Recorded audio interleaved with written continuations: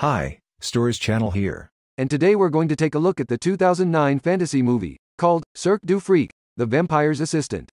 The movie flips off with a twisted, mysterious funeral of a guy named Darren who's actually alive underneath the coffin, while his family and friends grieve over his death. Afterwards, the story begins as Darren explains how everything was going pretty good in his life. He is popular, his parents are happy, he's getting good grades, but the only thing that is unstable in his life is his best friend Steve, who manages to make him bunk the class and go to the rooftop. As they both sit together, Darren gets hold of a spider, but Steve crushes it and displays his unruliness by smashing the light bulbs with the stones. In the meantime, their teacher is giving the lecture to the students when suddenly Darren throws a stone and smashes the glass again. Unfortunately, his act puts him in front of his parents, who scold him immensely. They put the blame on Steve and warn Darren to stay away from him. Furthermore, his father forces him to study well, get a job and start a family. The thoughts keep ringing in his mind, but he ultimately snaps out of it. The following day, Darren indulges in an argument with Steve as he explains how his parents have forced him to break the friendship. Steve becomes heartbroken and states that Darren will never stand up for himself or for anyone else. As they're arguing, the man in the car throws a flyer out of the window which turns out to be an invitation to the Cirque du Freak, which is a freak show. Both the boys get excited and they sneak out of their houses at night despite their teacher's warnings.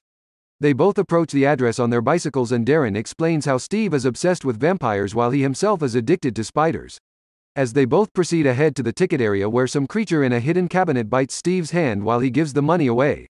Steve recoils in fear, and the creature throws the tickets on the floor and runs away. Ignoring the freak, they enter the building to come face to face with a tall man who receives the tickets and urges them to go forward. Highly intrigued, both of them enter the theater and sit among the crowd. Mr. Tall arrives on stage and the freaks of nature start appearing, beginning with the Wolfman. The hideously reeking beast makes an entrance and scares everyone. Mr. Tall directs him to a woman whose arm gets bitten off by the Wolfman. As everyone screams in terror, the woman charmingly regenerates her cut-off arm and gets introduced as Korma Limbs. The next freak comes on, named Alexander Ribs, with no ribs.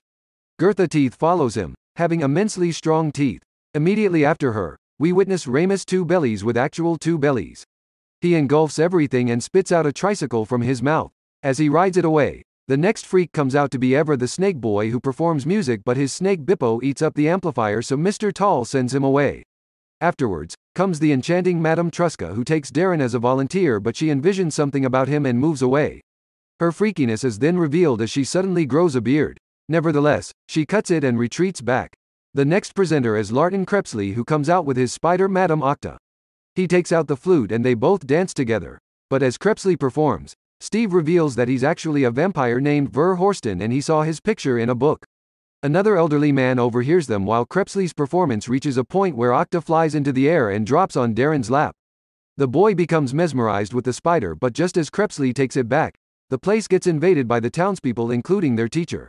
As Mr. Tall argues with them, Alexander scares them away.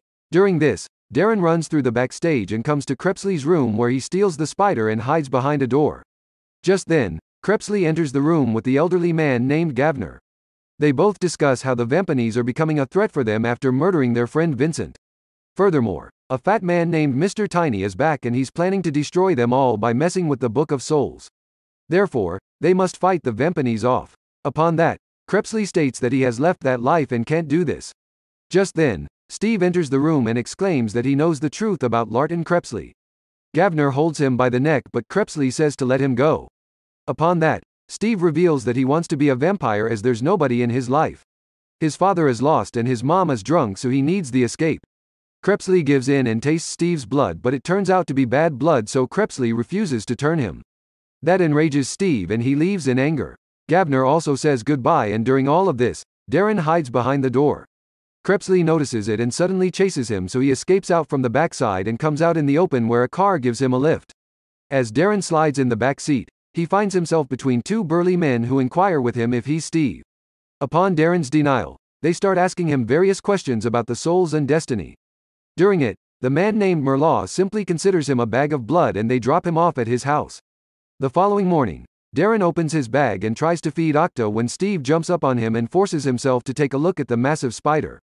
But as he stares at it, Steve accidentally drops it and the spider escapes. In an attempt to kill it, Steve runs through the crowds of students to smash it, but the spider causes an intense commotion and eventually attacks Steve himself. Octa bites on his upper cheek and escapes through the window while Steve drops to the ground and becomes unconscious. Terribly guilted, Darren rides back to the theater and talks with Crepsley, who seems to have the antidote to the venomous bite.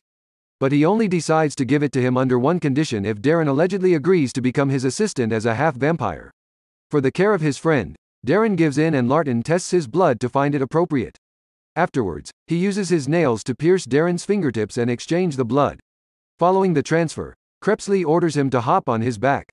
Just as Darren does that, he swooshes into space and speeds up to the hospital, where they both climb the wall and enter Steve's room. There, Steve lay with his face completely poisoned. Luckily, Crepsley's antidote works and Steve starts to breathe. But just as the work gets done, Darren raises the alarm and Crepsley disappears before warning him not to kill his own family. The next scenarios then pop up, where we witness that Darren is becoming highly energetic. He welcomes Steve with excessive energy and proceeds to eat raw meat from the fridge of his house. Furthermore, he gets tempted to bite his sister's neck and kill her. But just in the moment, he returns to his senses and moves away. Later that night, Crepsley appears in his room and Darren complains about the temptations. Upon that, Crepsley defines that he must leave his family, and in order to do that, he has to play dead. Darren agrees and spends the last moments with his parents. After giving a kiss to his younger sister, he sits on the roof with Crepsley and drinks up a liquid. Gradually, his senses become numb and Crepsley snaps his neck to give a defining look to Darren's death. The funeral is held, where everyone cries at Darren's coffin.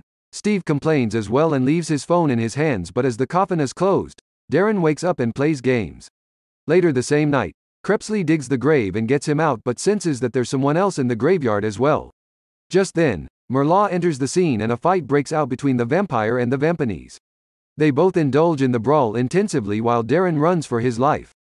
Merlaw captures him at one point, but Crepsley saves him and they both flit to the highway, where they trick Merlaw and get him struck by an oncoming truck. After getting rid of the monster, they both flit to the Cirque du Freak, where Crepsley talks to Mr. Tall about giving a place to Darren so that he can be saved from Mr. Tiny. As the elders talk, Darren eavesdrops on them and meets a girl named Rebecca. After getting to know her, he lets her in on the mischief as well, but Mr. Tall grabs them and forces them in front of him. Nevertheless, he agrees to keep Darren and asks Rebecca to accompany him to Evra's tent, who'll be his roommate. Midway, Rebecca hands Darren over to the creature named Harkett to lead him to Evra's tent. On their way, the creature tries to bite his hand again, but Truska intervenes and receives another flashback of the future. But she ignores it and lets Darren move on. After a brief walk, he approaches the tent and meets Evra the Snake Boy.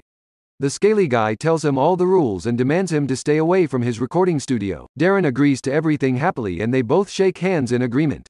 In the meantime, Truska fights with Crepsley upon his sudden disappearance. Crepsley gives the reasoning that he was busy and proceeds to calm his partner down, successfully accomplishing it. On the other hand, we witness Steve's routine, where he becomes extra aggressive and indifferent to everything. He fights with the students and disrespects his teachers. Eventually, he stands atop the school building to commit suicide when he gets visited by Mr. Tiny. The fat man exclaims that his friend might not be dead and achieves Steve's dream. He successfully incorporates his ideas about how he's the one who can rule the world after the apocalypse, and Darren is the right person for all this. Furthermore, Mr. Tiny instills Steve's value in his mind as a champion. Later on, Darren spends his time in the Cirque while getting accustomed to the people of the area and talking to them. He follows the chores that Crepsley gives to him, including the cleaning and feeding of the creatures. Moreover, he practices his flitting skills but fails miserably by crashing into a signboard. As the night falls in, he sits with the freaks around the fire and observes the absurdities they performed. Later on, he converses with Evra, who states that the camp has been his family his whole life. The thoughts of family and friends make Darren go through the pictures of himself and Steve, ultimately forcing him to give a phone call to his friend. But Crepsley catches him and breaks the phone. In the interim, Mr. Tiny arrives at the camp and all the creatures run up to him in admiration. The scene then shifts to Mr. Tall's tent, where Mr. Tiny asks them to hand the boy over. Despite his forced intrusions, Mr. Tall states that he'll not decide hastily and will take time to think what should be done. That puts an end to the meeting, and as Mr. Tiny leaves, he orders his creatures to keep an eye on Darren. The following day, the small creatures follow Darren throughout the camp as he works and goes to meet Rebecca in the costume store. Inside, he tries on new pants and asks about Rebecca's anomaly. Upon Darren's inquiry, she reveals that she's a monkey girl and has a tail. As the truth breaks in on him, He walks away into the night and accompanies Crepsley, who takes him outside to test his strength and survival skills.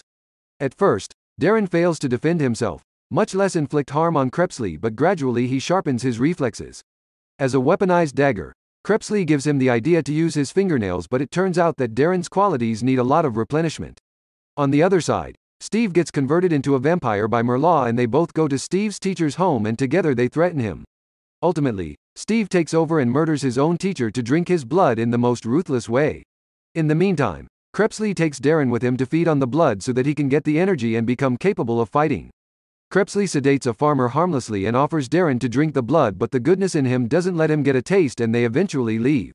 Later that night, Crepsley sits with Truska and talks to her about how he needed Darren to run the errands for him, but now it all has turned into something bigger. Just then, he senses that the camp has been invaded by the Vampanese. Consequently, the freaks get scared as the vicious beasts scavenge for Darren. After a search, they find him hiding in the costume room with Rebecca and Evra. A fight breaks out between them and Crepsley also comes to defense. Eventually, all the freaks come out and Mr. Tall intervenes to break the fight. The Vampanese then come to Evra and Rebecca to deliver the message to Darren that it's time to come home. The following morning, Darren walks through the camp while everyone stares at him in disgust. Upon entering the tent, he gets to know that they took Rebecca, so he gets prepared to go after her. In the meantime, Steve and Mr. Tiny invade Darren's house and unleash all the bestiality on his parents. At the same moment, we witness that Darren is taking the lift to his home, and as he reaches the house, he witnesses the freak show flyer on the table with a message stating to see him there. During all this, Crepsley receives Darren's message of departure through Octa, and he himself starts to prepare for the fight. He takes out his leather brace and borrows the knives from Alexander and Ramus. With ambition, he makes his way towards the theater where we see Darren coming to see his family and Rebecca being hung by the ropes. Furthermore, Steve emerges on the stage and becomes joyful upon seeing Darren, but the insecurities pop up between them and they both start to argue. The argument breaks into a fight and Steve throws Darren into the craters. In the interim, Crepsley arrives there and indulges in a brawl with Merlaw. While both of them fight viciously, Rebecca untangles herself and runs to Darren to offer him the blood. After a lot of consideration, he takes the sip from Rebecca's shoulder in order to strengthen and revive himself. During all this, Crepsley's situation becomes worse as Merlaw smashes him into the walls and ultimately stabs him.